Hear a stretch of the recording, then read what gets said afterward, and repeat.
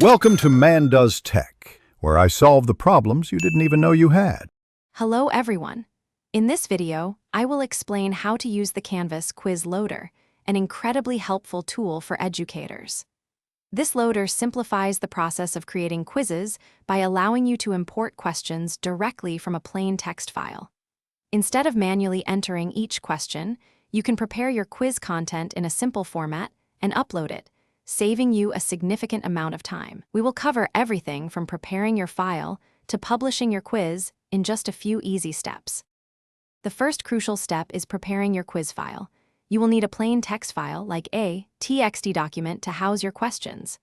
Each question must start with a number, a period, and a space.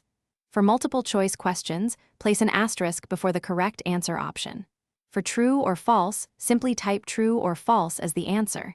Ensure your formatting is precise. This is key for the loader to correctly interpret your quiz content.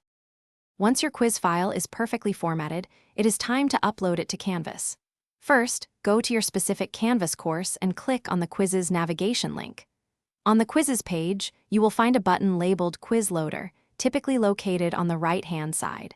Click this button, then select your prepared text file from your computer.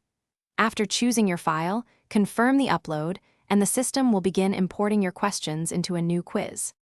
Finally, after the import is complete, it is essential to review your newly created quiz. Carefully check all questions and their corresponding answers to ensure everything imported correctly. You can then adjust various quiz settings, such as setting a time limit, assigning a due date, and configuring availability windows. Add any necessary instructions for your students.